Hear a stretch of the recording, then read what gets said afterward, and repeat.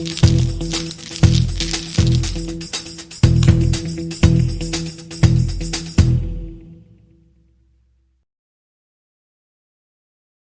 you all for coming to the after party of our lecture series. So far, our lectures have all been about kind of like book kind of learning Mahjong strategy, which is all wonderful and great, and we are extremely grateful to all of our presenters. And also has had a pretty demonstrable impact, because I just want to announce here that for the first time in about 5 months, Riichi Nomi is positive on Riichi Out. So, woo, Riichi Nomi! Like, thank you to all of our lecturers. I'm sure is like a direct one-to-one correlation with our new positive scores. So thank you all very much. And that being said, there are other aspects of our play that do need to be rounded out. And that's why we have Moku here to talk about some event-based play, specifically in Mahjong Soul. You know, we've got the Cat Food Bowl coming up, a lot of Mahjong Soul talk being had recently. So hopefully this is going to be helpful to everyone. Again, there will be opportunities for participation, so go ahead and add yourself to the list if you'd like to be part of that. If not, this is all going to be recorded and put up on YouTube so that other people can also learn some emote strategy if they were not able to attend.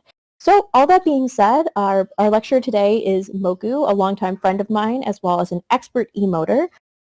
He comes from the Boston area and has a long history of both Mahjong and reacting to things that happen in his life and in Mahjong games.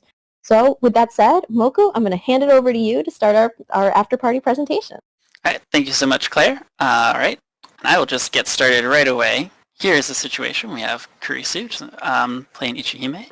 We have Null Cypher on who I always call Suwako, but it's Sawako.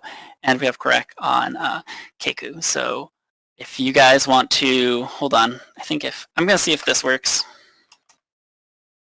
If you guys can react to the question that I just posed, perhaps, what type of emote you'd want to do in this situation as Joseph. Does that work? Do we have Joseph emotes on there? Is it possible to like... I'll just call someone. How about that? All right, Scott, what have you got? If you want to unmute yourself. Oh, good. We've got some people doing this too.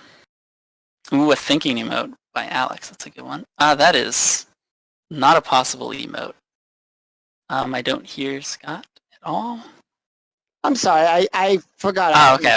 I had myself on push to talk because I do randomizer commentary, so it's just easier to leave it on push to talk. I forgot to change it back. Oh, Zelda?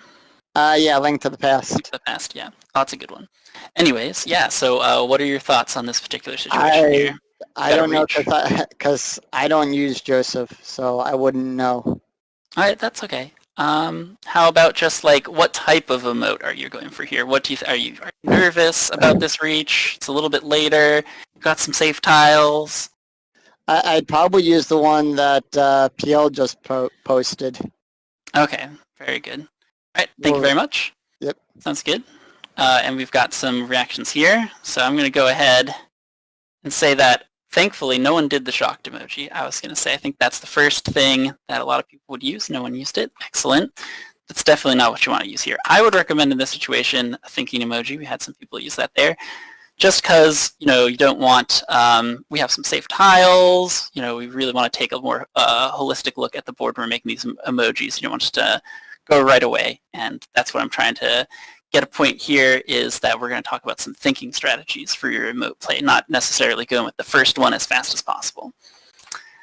So why is emoting important? I wanted to go for this slide here. I was going to talk about, you know, how, oh, what's this? Definitely need to be, yep.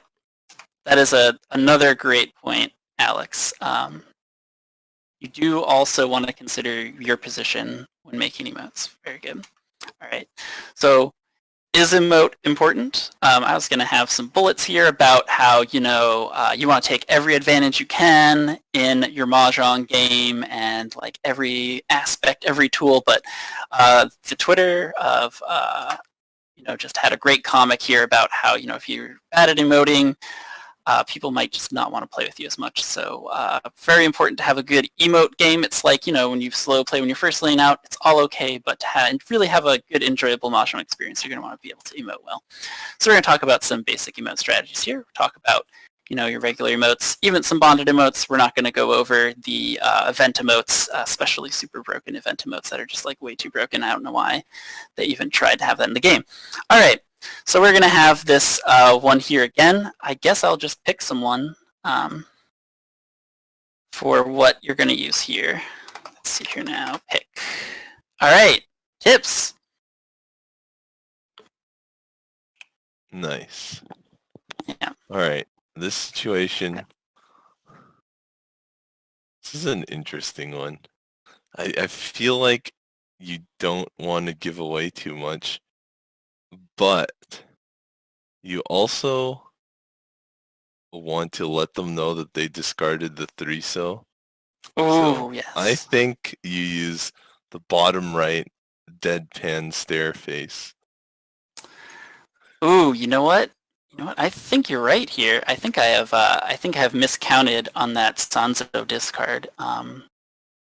Yeah, that's a very good point there. I kind of messed that one up, but I was gonna say I was expecting, obviously not OPO. That's a good one, but that one's a really complicated one. We'll talk about that later. I was thinking that most people would probably think something like this, right? There's a lot of people in Reach. You're in Tempai. You're not gonna bail, even though it's close to Dora. No one has any Suji on it because bailing in Mahjong doesn't make any sense. Folding's just for close. So I was gonna recommend actually, the shocked emoji for this particular one. But I think you're right. I think you do need that bottom right deadpan emoji because of the Sanzo discard. Tips, thank you so much. Unless you have anything else you'd like to add. Nope, right. that takes care of it. That basically does it. So yeah, it's important to, oh, that one's gone. I think it's important to consider, like, what's, you're taking risks, or, you know what you're going to do in your Mahjong. You don't want to take risks in what emote you're using here. And I'll show you why the shocked emoji is a little bit safer of a play in this particular one. Obviously, the steel's in here. It was a super dangerous tile. But we're going to come to our next start of round emote. So we got to talk about emote combos, right? If we pick the shocked emoji or the, the smoking back relaxed emoji, we really don't have too many options, right? That one here. Theoretically, you really only are going to go into this sort of like really sad smoking emoji. Your ideal situation is that you go from that into like, yeah, I've won, or back in that. So emote combos are important to talk about. It was like Lily's, when you're in a bad situation, you kind of want to keep your options open, right? You don't want to discard a tile that you can regret later. You don't want to make an emote that you can regret later. Super important. So here's some other nice combos we got here. Gmail, it's a good one. Yeah, that's the FBI one, but we only had the Chinese ones, I think. And ooh, Bird to Bird, I love that one. That's my favorite. But this, you don't just have to do two, right? You can do, yeah, beer, drink out, just deal into a dealer, Hanemon. Oh, well, I guess I've got to keep drinking. So you want to think at least two emotes ahead. That's, can you give an example of a backfire emote? All right, I'll take that PO's emote there, up there. I think this Joseph emote is very good based on where your position is. You want to play it against your Kamicha when you're discarding a dangerous tile against them, because when you do the Joseph emote, it looks like you're discarding, right? So you're like, I just discarded that tile right there. So maybe, your Kamicha has Tonan Sha, and you discard a pay, and you want to just like point that out, you use that emote. And if that passes, you've done it, you've killed it. But if you don't, you've totally backfired, and now you're just, you're sitting you're kind of on the back there. Your opponent can basically throw any emote at you. So that's a backfire emote. So sometimes you take risks when you use emotes. But yes, what was the other thing here? I think 2 emotes ahead and 0 discards ahead. Yeah, very good. Thank you. Thank you, Amy. That's very insightful. Moku, All right. I think there's also a question from Point in the chat. Question, how do you deal with the cooldown delay for multiple emotes while preparing your combos? Yes, so that's a particular strength of using this type of strategy, is that speed is much less of a factor if you're trying to do one where you're thinking ahead and planning ahead your emotes. You can sort of plan for the time that it takes for your cooldown. That becomes much more difficult in some speed-based strategies that will be going on over a little bit later. But, okay, yeah.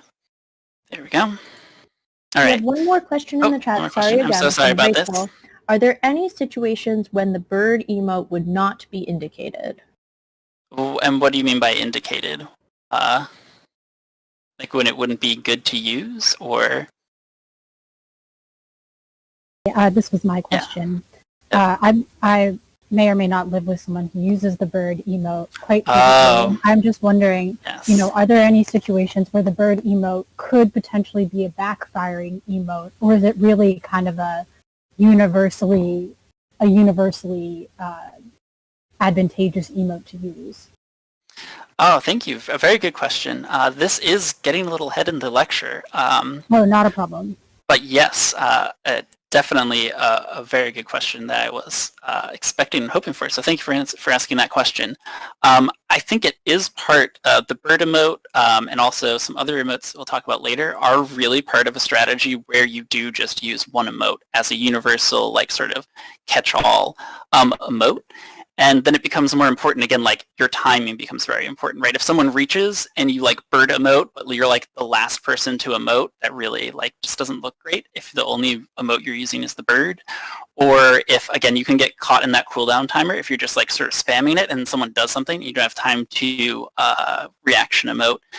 So I think it's just more of a like, you want to use it when it's appropriate and applicable, and spamming it can really put you in a bad spot. If you're a good player, you can take advantage of that by like, making a call or something while they're on cooldown. So. All right. Thank you so much. Oh, no, thank you for that question. We'll get into that a little bit later in the lecture as well. So here we're in this situation. Nullcipher has done this emote here, and this was in reaction to Kurisu's win there in the last one. And let me see if I get this.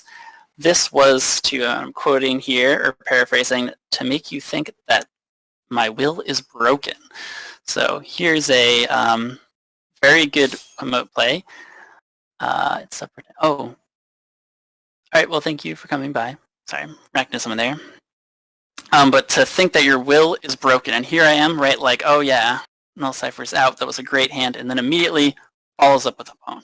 You can see here, I didn't actually print screen here. I was so shocked and taken aback that I couldn't hit the print screen button, right? I had to go back into the replay to see this pwn.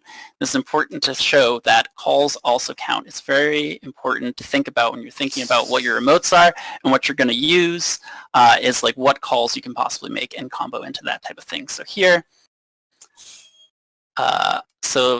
right, like it was total misdirection. You can see really like suboptimal discards for me, and Nullcipher takes this hand very handedly by just throwing me off in particular. So there we go, there's the win. I think this is, yes, this is another question that we have here. Here's Korak, and I would like to see, I'll put the question up there, because people did react to some of that. It was good to see what people were thinking of there. This is, again, not a double reach, unfortunately, because there was a call. But first discard reach, and what emote are we going to use here? So I'll do a red card. I'll do a pick here. Oh, you have already gone, Scott. If you do not mind, I would like to call on someone else. That is okay. All right, Claire. That's fine with you. Can I just ask, are we using one particular character's emotes? It says Keku Musume is up on the screen, so out of these emotes? Yes, we're trying to, this is a replay that Korak makes here that I want to highlight. And so I'm trying to say, like, what do you think you would want to do as an emote here in this particular situation? If I'm Korak, just or if you're I'm Korak, somebody yep. if I'm Korak and I call... Korak, this is South 4. Can I go back? We've got South 4 here. Here's what the board looks like. Here's the points. You have, I know I don't show a hand, but I think that's... Sure, okay. Regardless of the hand. I think that in this situation, in my perspective, with a double Riichi like this, the only appropriate emote is the one where she's kind of reading the book and counting her tiles. Like, how do I play this game again? Because I think it conveys the correct level of like, I don't even know how to build a hand, but one was just dealt to me, Tenpai. I think that's really the vibe I'm trying to go for, just to get under people's skins a little bit, but not be too rude about it. Oh, Wow, actually, yeah, and Pio also said this emote. I think this is a great play, and honestly, everyone should use, I think, that emote in this situation. It's great, and I couldn't agree with that analysis more. So thank you, Claire. But Crack did not use this emote here. Crack, in fact, used the delayed emote. Didn't make a single emote choice here. I'm not talking about the emote delay when you're like, you have the sumo button up and you're standing there for like 10 minutes. And this is an intermediate lecture. I don't need to go over why this like is a basic common thing about like, ruining your Ron or sumo call and basically making it no impact on the next round. So I'm not going to go over that. It's very basic, sort of thing. So it's not that. This is a delayed emote. Sort of an advanced strategy here. But again, I think that reading the book one, definitely the correct play. Everyone can use that. But we'll see how this works out. So Kurisu immediately does a shocked emoji, and I fumble around. I just don't know what's happening. It takes me for like ever. Null Cypher here is in a pretty good lead and is probably just thinking like, I've got this, maybe trying to bail. I'm not quite. Sticks also acceptable. Yeah. Sticks is definitely good if you're bonded, I would say as well. It could be a good one to hold on to, though, for your after. Like if you reach EMOTES, especially if you do book into sticks, that could be really strong. So thank you for the question.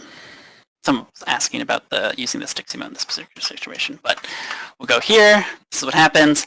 And here's the really brilliant part. Does that really triumphant umbrella emote before I've even discarded, right? This is a preemptive emote here. A really difficult positional play type of emote, very high risk, right? You really only see this type of stuff in the later rounds because this turned into a reach epot sumo, right? With presumably no way of knowing that on a Kanchan weight, a weight where you only have the middle tile there. And Adora, right, like just crushing it, right? This is advanced, very advanced play. I don't recommend trying it just for, again, a really suave play here, but very difficult to pull off, preempting something that's going to happen later. So we'll talk about, so gets into the play styles a little bit, not this type of play style here. So here's some emote spam. You'll find this in the bronze room a lot, right? Don't really need to say too much about it. The Twitter will give you the advice of what you need to do here. Just mute the person who's spamming tons of emotes. It's all good. All right, so this is the one we're kind of talking about here. Again, this will probably be good. You might want to not do this in the Jade room or something like that, but I think it's a pretty general one. We've already gone over how this is sort of like a lower speed requirement thing, so it's really good if you're having trouble using, at speed. That's a lot of grinding to do that, but this can kind of think ahead, like reach into this, into one of these two. So we're talking about. But we saw this particular one here. This is something you could use. You could try in your games. I think maybe if you're in some of the earlier rooms, don't worry too much about it. But again, sort of positional play. I know we had Jake had a lecture on something like this. Later on in the match or in the game, you might want to take a more risky approach. And again, very high chance of backfiring. But if it pays off, then it's like huge wins. So, and the single emote strategy, I think Rachel already talked about this. Speed is just a huge deal. How hard is it to get rank? Sorry, we have a question here from Claire. How hard is it to get back rank points if you lose emote games in Jade versus Gold rooms? Oh, good question. How hard is it to get those points back? How much do you rank down from bad? Oh, so I mean, it's more that it affects your game, right? Like dealing into a Hanemon affects your game. It's not necessarily that if you do a bad emote, you just lost the game instantly, right? Like you can recover. It just makes it harder for you to win, right? So like if, for example, if Null Cypher had not done that emote combo, then I might have had a more efficient hand, and then Null Cypher's chances of winning that hand go down. So really, the use of your emotes just help you sort of win over there. Yeah, red card Nomi. Thank you, Vince. commenting in the chat, a very strong red card Nomi player here. You have a, I'll get back to this. Oh, there is not. No, sorry, Claire. There's not. I'm sorry for the confusion. There is not a separate ranking between emotes versus, your actual emote in a room. I just play like a lot of Go, so in my head, like Dawn ranking stuff or just made a lot. Q Dawn rankings just made a lot of sense in my head. But yeah, this is like something that you might see in the Jade room, for example. If I had to translate this, just because you have to have a really high speed requirement to do something where you're only using one single type of emote.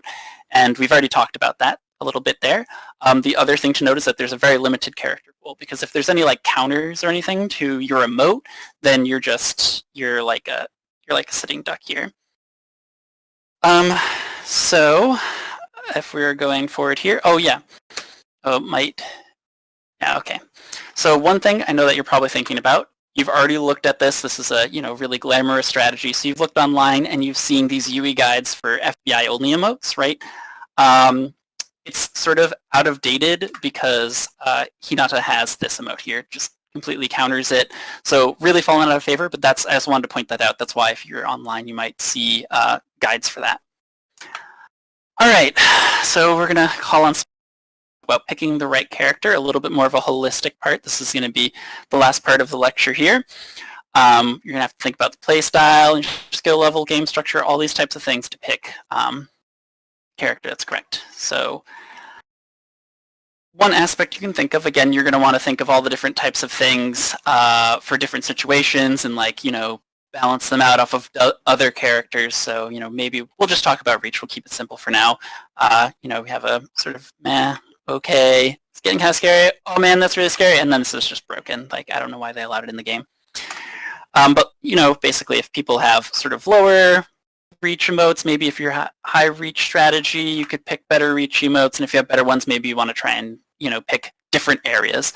So this is another reason why picking the same people might not be a great idea as well. Do something like that.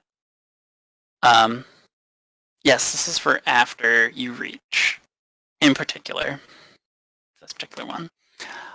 So again, we'll go over matchups and then we'll go into some questions, just a little bit about why it's important. There's counters. You don't want to get countered. These are some pretty big counters here. Stealing someone's hat, that's great.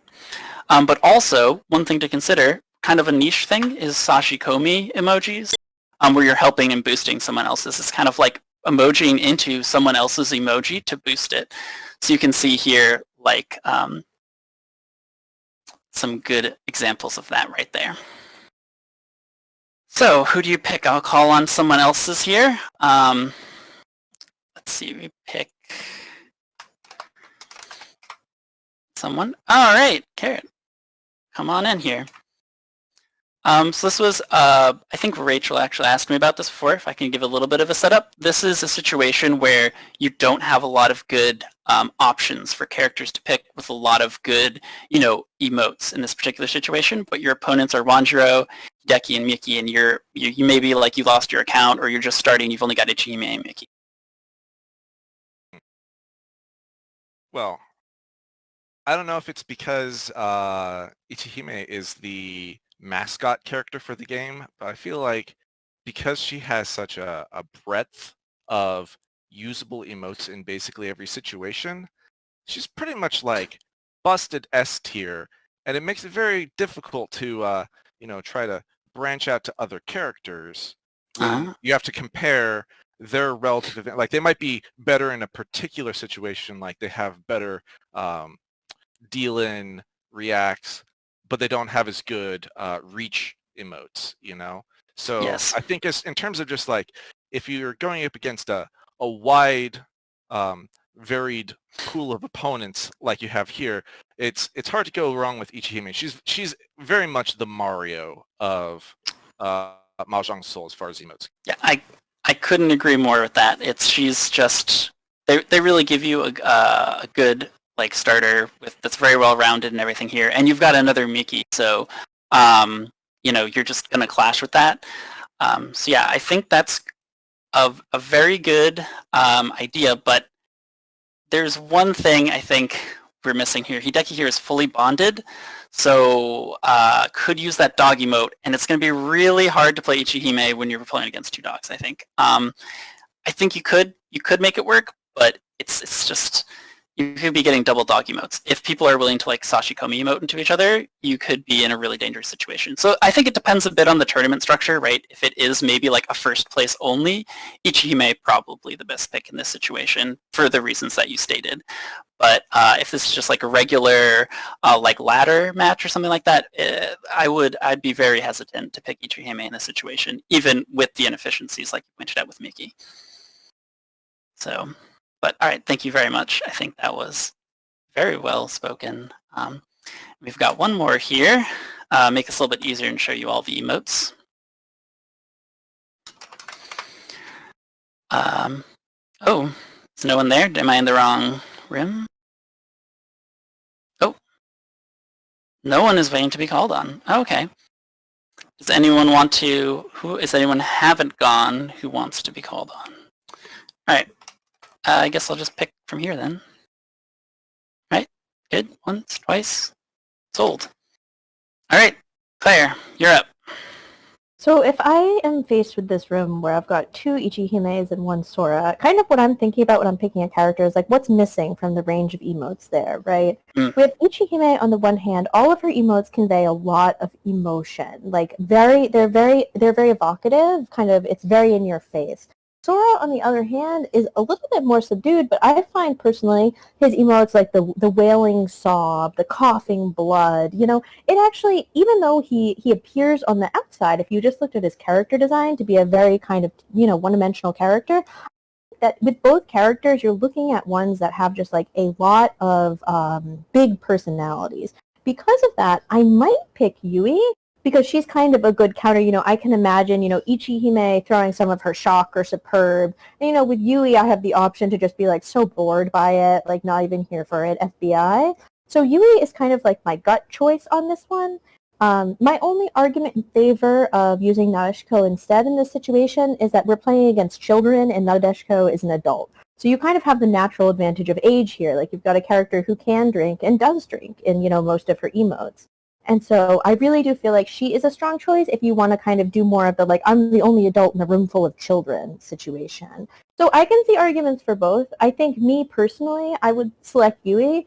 Yui's also not a character I have, though, so Nadeshiko may be the more realistic choice. That's my 2 cents. Oh, wow. Thank you, Claire. That was perfect. Even the whole thing about, you know, drinking and children, couldn't have, I think you nailed it on the head. Thank you so much, Claire. That was some great analysis. Perfect.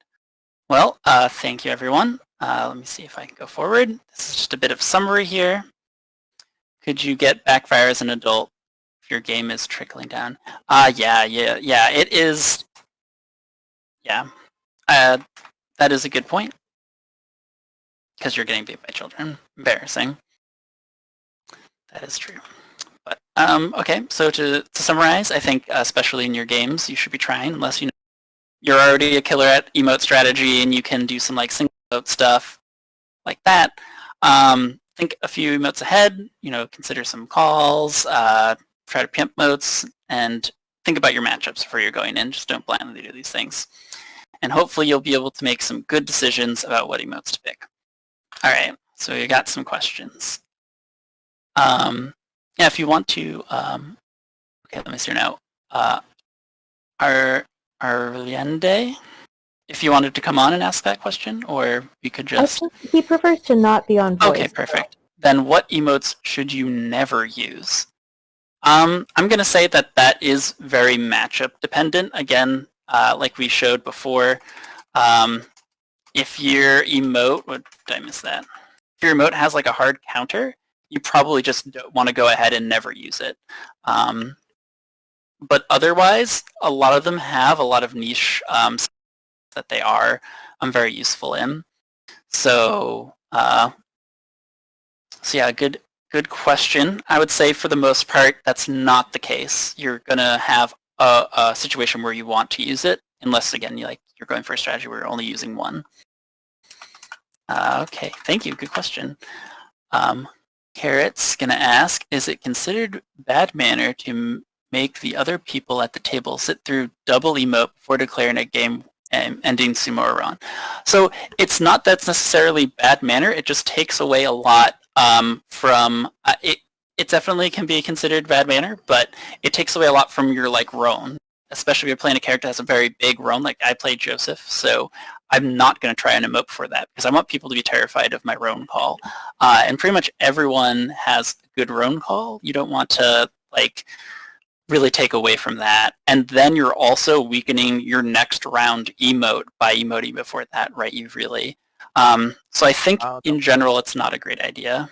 But what if it's the last one of the game is the question.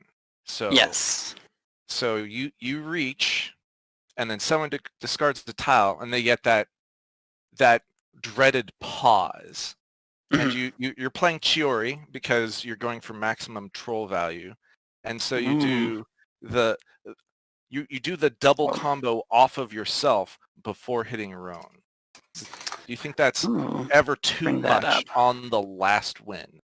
I think it's actually a fine play on the last wind. Yes, that's a very good point. That is definitely a great play on the last win. Or I suppose if you're going to bust someone. Thank you. Yeah, where are we talking about here? Do you have them both up? Oh, there we go. Yeah. That is a very strong combo for sure. Yeah, I think on the last emote it's very good. You just want to make sure that you're not taking away from, because you could always, you could roan into your thank you emote. You could try a preemptive strategy with your eyes too. Like there's a lot of ways to try that combo. But yeah, that's a very good point. I think you have brought up a situation where it is a good idea to do that, like double emote before declaring sumo or ron, that I didn't bring up. So thank you for that. All right, Eric is going to ask, what do we do in situations where people mute certain characters and thus nullify the power of emotes? Can't respond in voice at the moment. So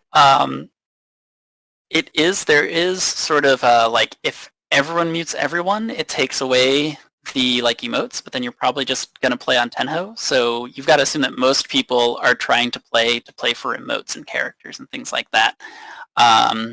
Unless I guess you're playing for tips and things like that. But you're blinding yourself if you're muting someone who hasn't just by like spam emotes by spamming them. If they're spamming them, everyone else is not paying attention to what they're doing. Their emotes really don't have a lot of power. So if you mute them, you might miss opportunities to react off of that. You're going to be flying blind. You're kind of giving yourself a disadvantage by muting someone who's playing a strong emote game, because they'll make a strong emote that other players will react to, and you won't have that information. So I think it's very dangerous to mute people when they're emoting for that reason. But again, if they've already ruined their emote play, that's pretty much what we want to do. Arson, is that Morpheus? Let's see, Rachel. Subscribe for Dora. Foreseeing the feeling cute emoji. Oh, which one is that? Do you have that one posted, Rachel? So this is a question about discarding for before sending the feeling cute emote. Yes, thank you, Carrot. It's the purple hair girl with the beret. Oh, perfect. And do you have any thoughts on that you'd like to share? Because I think that is a very interesting emote choice. It was one of the very first games I ever played on ladder, and it irks me to this day. So I'm excited to hear your thoughts.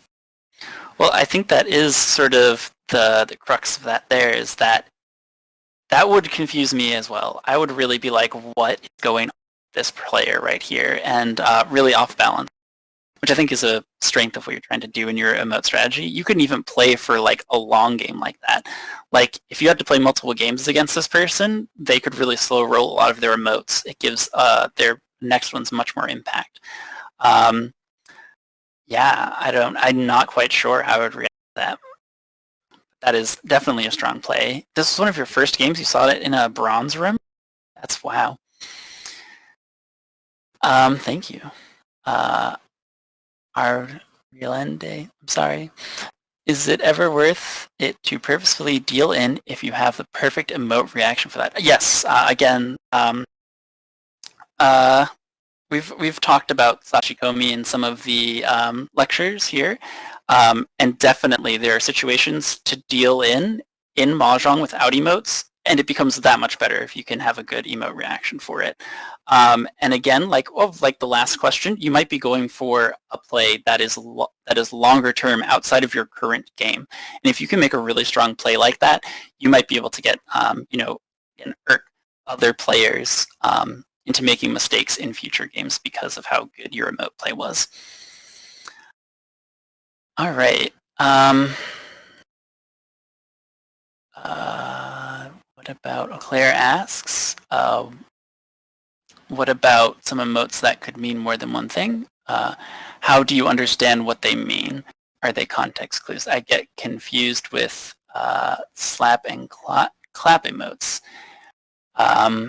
Is it sportively clapping for me or slapping me for being adult? Oh, okay. Yeah. Do you want to talk about that at all, Claire? Or Yeah, so Carrot actually helpfully posted a picture of this emote below. Oh, yeah. I see that he's even saved it as Kavi Clap. But when I see it, I am never really sure whether I am being like appreciated, like, wow, good play, like here's a round of applause, or whether I am being kind of like chump slapped for doing something incredibly dumb. With my style of mahjong, it's generally extremely hard to tell. And so I just I can never tell, and sometimes it actually puts me in a confused headspace where I'm trying to understand if this other player thinks I'm an idiot or is appreciative of my idiocy. And so it actually does get in my head. So I was wondering if you had any feedback, if you've heard anything about the use cases of this particular emote. So I think this is very much that use case that you're like talking about, and I would say you should probably rewatch Leoic's lecture about like dealing with tilt and things like that, because I think that is a big play to try and sort of get at your spirit, your like fighting spirit. A play like that just maybe has this really dry sarcasm or maybe is really up and you're not sure what to do.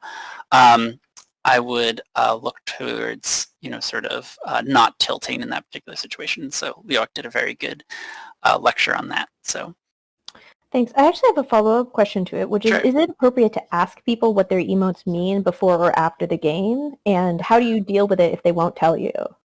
I would say during the game, that's like if someone made a discard and you ask them during the game, that just doesn't seem like the right thing to do unless you're particularly playing people learning to play and things like that. So in a teaching game, absolutely. But again, it's like asking someone to comment on their discard, right? It's a play. They're trying to win this game. I think it's not a good not good form to ask someone what it means, but after the game, absolutely. I mean, they might not tell you. Again, it's just like in Mahjong, why did you make that discard? I don't want to tell you because I believe my play is really suave and gives me an advantage, and knowing that would I don't want to say give you an advantage, but that's sort of like that makes it seem a bit more cheesy, right? Because if your emote play can be taken apart by like analysis after the game, maybe your emote play isn't as like sound as you think. Because if just knowing a reason why you picked a particular emote, really completely ruins your emote strategy, might not be the best strategy. Thank you. All right, thank you for that question. Gosh, lots of questions. All right, I might take 3 more, and then what time is it? Is it? Yeah, it's a little bit past 8, and I know we started a little bit late, but I'll take 3 more. Let's just go down. Yep, Cloth Cap is woefully underused. Yeah, it is a very good emote. That's very true. Did anyone ask anything else? Maybe. Oh, maybe there's no more. Very good. Does anyone else have any other questions? Yep. Do you think that Yostar or Cat Food Studios needs to address some of the imbalances that the characters have?